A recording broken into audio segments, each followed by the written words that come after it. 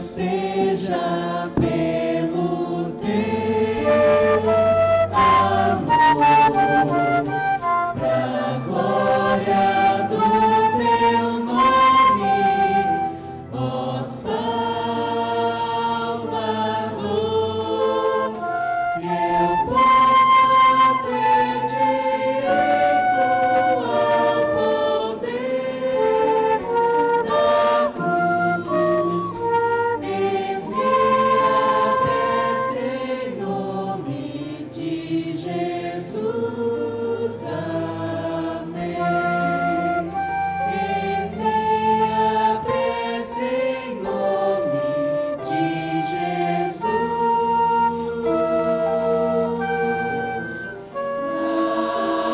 Amém.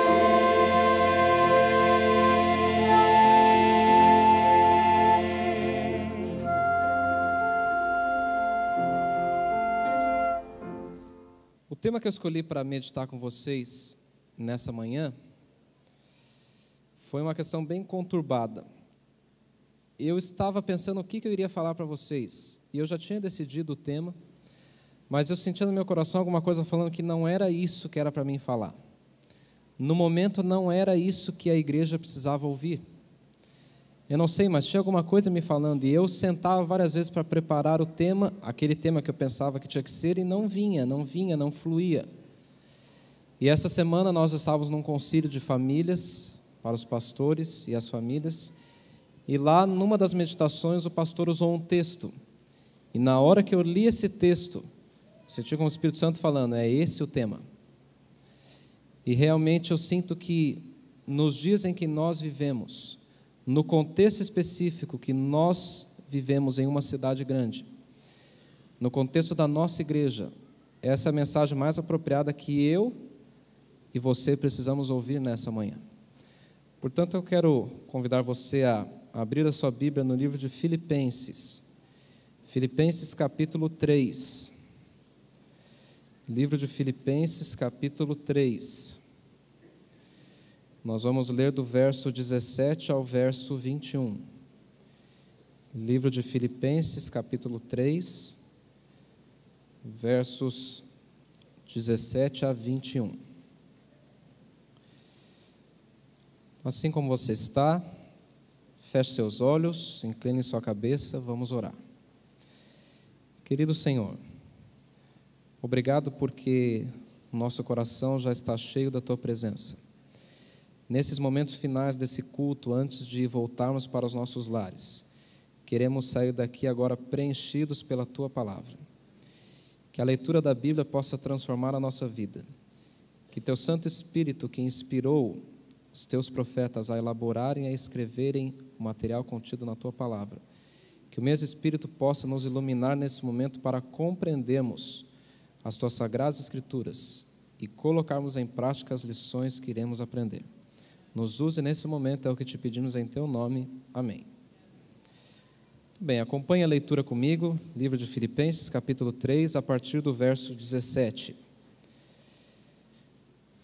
A versão que eu escolhi é a nova versão internacional. Eu gostei bastante da expressão aqui, a maneira como foi traduzida. É uma maneira mais fácil de ser compreendida. Então aqui diz assim: Irmãos, sigam unidos o meu exemplo, e observem os que vivem de acordo com o padrão que lhes apresentamos. Pois, como já lhes disse repetidas vezes, e agora repito com lágrimas, há muitos que vivem como inimigos da cruz de Cristo. O destino deles é perdição, o seu Deus é o estômago, e eles têm orgulho do que é vergonhoso. Só pensam nas coisas terrenas. A nossa cidadania, porém, está nos céus, de onde esperamos ansiosamente o Salvador, o Senhor Jesus Cristo. Pelo poder que o capacita a colocar todas as coisas debaixo do seu domínio, Ele transformará os nossos corpos humilhados, tornando-os semelhantes ao seu corpo glorioso. Eu já li esse texto em alguma das vezes dos meus anos bíblicos, mas eu nunca tinha me detido em quão bonitos são essas palavras e quão sérias são essas advertências. Esse texto é fantástico, já começa da maneira como Paulo diz aqui no verso 17: Você teria coragem de falar o que ele falou aqui? Você teria coragem de dizer para alguém seguir o seu exemplo? Chegar aqui na frente e falar: irmãos, seja como eu sou, faça como eu faço, que você vai para o céu. Você teria coragem de falar isso? Paulo teve. E ele não falou uma vez só, ele falou pelo menos 3 vezes na Bíblia. E você pode pensar: não, mas quando Paulo falou isso daqui, ele já estava no final do seu ministério. Não, Paulo falou isso também durante o seu ministério, no livro de Atos, capítulo 17, verso 1, e no livro de 2 Coríntios, capítulo 11, verso 7, ele falou a mesma coisa. Na versão da maioria: irmãos, sede meus imitadores, assim como eu sou de Cristo. Você teria coragem de dizer isso hoje, aqui na frente? Paulo tinha. E não era só ele. Olha o que ele diz no verso 17. Ele fala lá, sigam unidos o meu exemplo, sede meus imitadores, e observem os que vivem de acordo com o padrão que lhes apresentamos. Paulo estava dizendo: irmãos, imitem meu exemplo, e também o dos outros irmãos, que nós também apresentamos a eles essa verdade. Portanto, não era somente Paulo que podia dizer: sigam o meu exemplo. Ele falou que existiam outras pessoas que também eram dignas de ser imitadas. Portanto, não pense que só se você for um apóstolo que você vai conseguir ser um exemplo. Não. Isso é dever de todos nós. Agora fica uma pergunta: como seguir esse exemplo? No que Paulo está querendo dizer que nós devemos ser seus imitadores?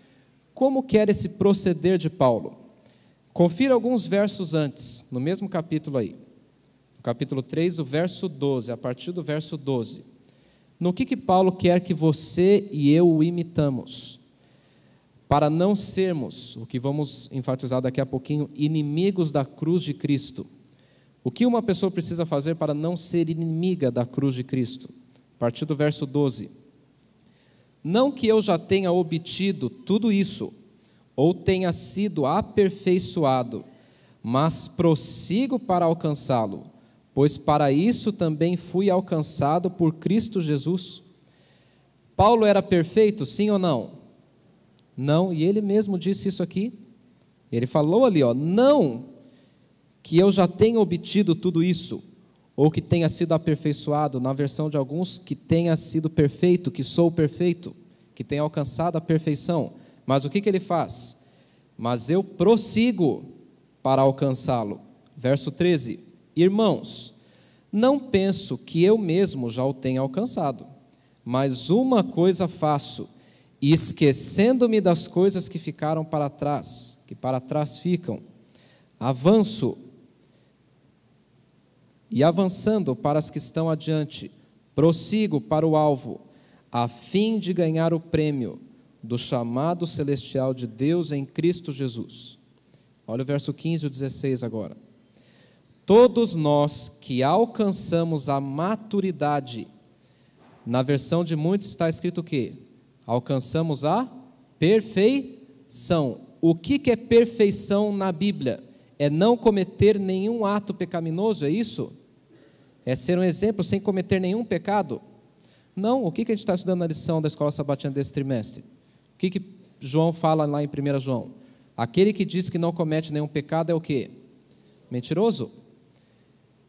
Os pecados que todos nós cometemos são os pecados da nossa carne, que nós somos pecadores. Você está sujeito a cometer um erro ou outro. O pecado que você não deve cometer é aquele pecado constante, o pecado acariciado. Esse pecado você não pode cometer se você quer ir para o céu. Paulo fala aqui, o que é perfeição na Bíblia? Por isso que eu peguei essa versão, eu gostei dessa tradução. No original, o sentido dessa palavra no grego é essa tradução aqui, maturidade. O que é perfeição na Bíblia? Você alcançar uma vida perfeita. É uma vida de maturidade espiritual. O que é maturidade espiritual? Ele diz ali na continuidade, verso 15. Todos nós que alcançamos a perfeição, a maturidade, devemos ver as